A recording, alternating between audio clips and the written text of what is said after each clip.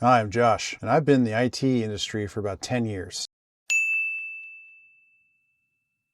And today, I'm here to share with you why I quit my first IT job. My first IT job was in the ATM industry. I had a roommate that was already in it. He was doing alarms at the time for banks, and he just so happened to notice that I gamed. At that time, I think I was playing like Command and Conquer and Call of Duty, like the first games that came out on PC. And he just noticed that I had a proficiency in fixing these computers. And whenever he had a computer problem, he'd knock on my door and be like, "Hey, can you fix this?" And I think it was like a month or two in of me living with him, he was like, "Hey, do you want to apply for a job? We're looking for technicians for ATMs." And I thought, there's no way that they want like a rookie working on something that sophisticated. Well, I'm here to tell you right now, ATMs are pretty simple devices for someone who can fix. If you can fix a computer, you can fix an ATM. I can almost guarantee it. There's so much training out there for these companies that will hire you to work on an ATM. As I soon learned. But when I got into the interview, I didn't know what to ask for. I didn't know what the pay to ask for. Somehow I was smart enough to not fall for the trick of just going for whatever number they threw out at me. I just said, well, what is a person supposed to make doing this job? Because I really had no clue. And of course, like the manager at the time was laughed and he was like, "Oh, okay, we're going to play that game." I'm like, "Yeah, because I don't know." I mean, like, I was just happy to get a little bit more than I was currently making, which at that time was nothing. I think I was making like 35,000 a year, being a leasing consultant in DC. When we finally came down to a number, I think we landed at like 45 or $42,000 a year. And this is back in like 2011. And I came soon realize that is not enough for that job. It just isn't. And so anyway, from my first day to my last day was a span of 6 years. Within that 6 years, I worked on, if I had to guess, like maybe 7 different types of 8 generations of ATMs. It was, I mean, anything from the ATM you see in Wawa or your gas station all the way up to what you see in like the sophisticated like TD Banks or Bank of America's, like the big like Starship Trek looking ones. I think they're called ITMs now. But anyway, it was a fun job. I really did enjoy it at first. I mean, you travel a lot. You're doing a ton of traveling. You're on the road for hours. And then the actual like physically being on site, maybe like between 3 and 4 hours, if I take a guess off the top of my head. Then you got paperwork you have to do afterwards, the drive time, depending on, God forbid, how far away you are from home. I had jobs that were 6 hours away from home, like crazy stuff, like all the way in like Virginia when I lived all the way in the Eastern Shore. So it was quite a drive. Anyway, that kind of goes into the work-life balance. You're working anywhere between 10 to 15 hours a week of overtime, and sometimes that was even more. And then if you were on call for service, that was an even crazier schedule. Because, and I don't know if they still do this, the company that I worked for, you worked your regular 8 to 5 shift, and then you were on call from 5 p.m. all the way to 11 p.m., Monday through Friday. And then you also had the weekend you were on call from 8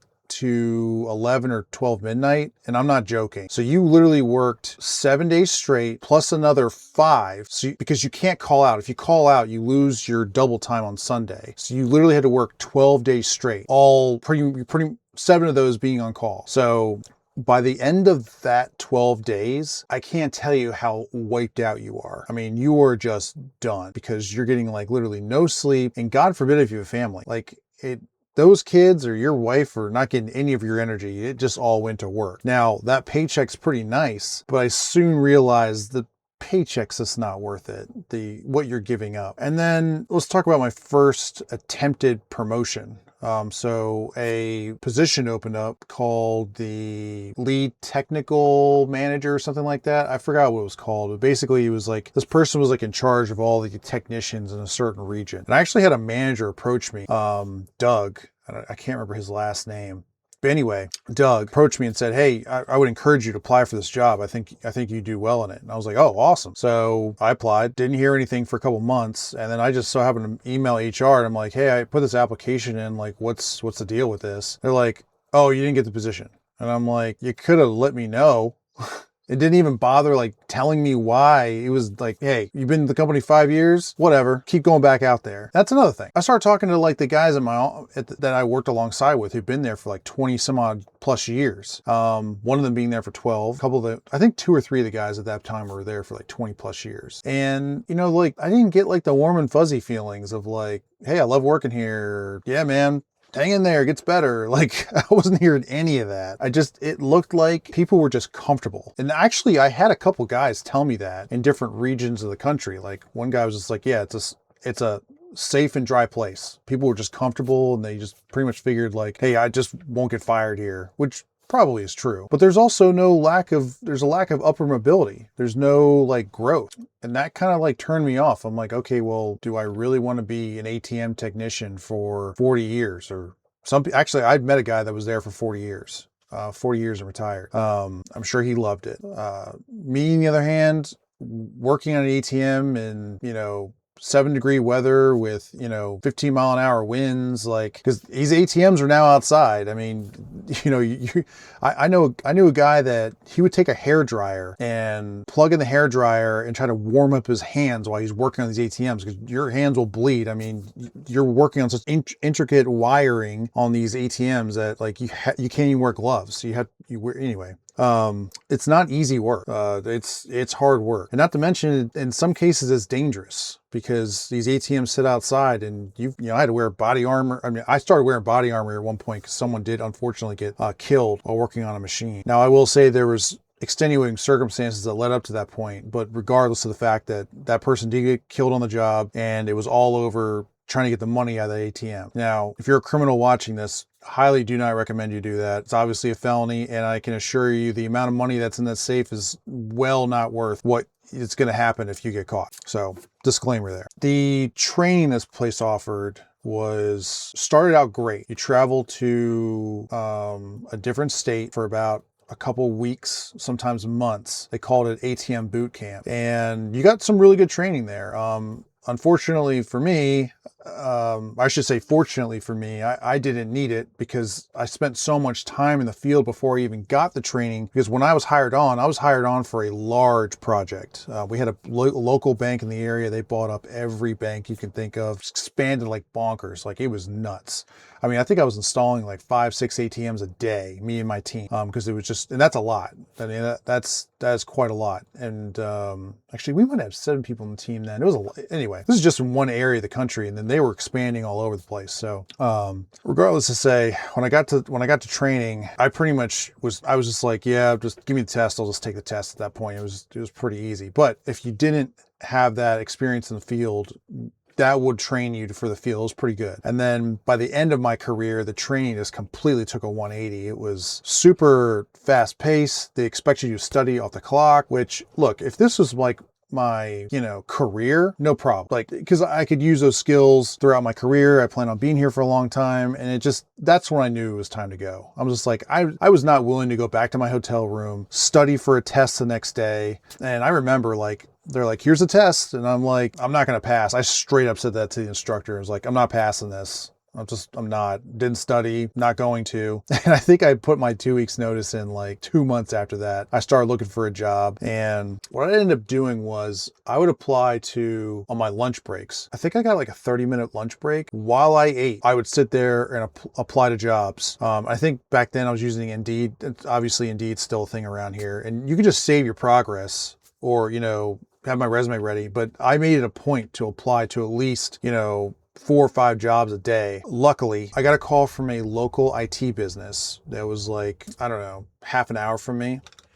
And I interviewed, and I think I only did one interview, and they were like, hey, you're hired. When can you start? The second I got that email that was confirming that I was applying, I literally sent an email to my boss and said, hey, I need to talk to you. I drove to my headquarters office, my local headquarters office. And I told my boss in person. I was like, hey, this is my 2-week notice. I greatly appreciate the opportunity here. And they were shocked. I think everyone thought I was going to stay there forever. I really do. At one point, there was a time I would have stayed there forever. Like, that was a great company to work for in the beginning. I felt that the company was growing. I had different branches to go move into. Like, let's say, for example, I didn't want to do ATMs anymore. Well, I could just switch over to the alarm business, or I could switch over to the software side of it. And it just felt like everything was closing in. Like, I would try to move software. They called them SEs where we worked, software engineers. Nope, you can't do it. Not allowed. You're a technician. We don't want technician. Okay. Want to do alarms? Nope, can't do that. We sold that part of the company off. Okay. Well, what else is there? Just ATMs. That's it. That's all you do. So it's just, I was like, you know what? I'm out of here. I've been here 6 years. And let me tell you, it was scary. I was scared. Like, this is the only thing I've known. Like, at that time I owned a house, so God forbid, this new job didn't work out. Like, how am I going to pay the bills? And there was nights I went to bed crying. I really did. Like, the first few weeks of the new job, I was like, did I make a mistake? I don't know if I should have done this. And let me tell you, future me thanks the old me for making that decision. Because yes, it was a risk. It was a risk, but it paid off. And I got to tell you, I have more work-life balance than I've ever had in my life. I have more opportunity than I've ever had in my life. Like, if I went on Indeed right now and just typed in a few of the skills that I now possess, there's a lot of jobs out there I can apply for. Back when I was just an ATM technician, your options are super limited. Like, you work on Windows, you work on devices. I mean, at least for what I was doing, it wasn't going to translate. Like, I either had to work for another ATM company or I had to work for a printer company, which a lot of guys came from the printing industry into the ATM industry. There's a lot of crossover there. I'm sure I might have been able to find something, but to tell you, I'm super happy where I'm at now. And I just want to share this experience with you, because if you're thinking about leaving your job, just know that yes, it's scary. Things might not work out. And I was prepared if things didn't work out. I would have just put my nose to the grindstone, and I would have worked at Walmart if I had to. Seriously, like, I don't care. I was young. I didn't have any kids at the time. I think I was 26. No, hold on. Yeah, I think I was like 26, 27, something like that. I had a couple of managers walk up to me afterwards and said, "Hey, I heard you put your 2 weeks notice in," and they were like, "Yeah, we're not shocked. Like, we all knew you weren't going to stick around here." So some people did reassure me that I made the right choice. So anyway, hope this helped. This is my story about why I left my first job. If you relate to it, put your comments down below. That's one hell of an introduction. So I'm going to leave it at that, and hope to hear from you guys soon. I'll see you guys in the videos to come, and thanks for welcoming me to YouTube.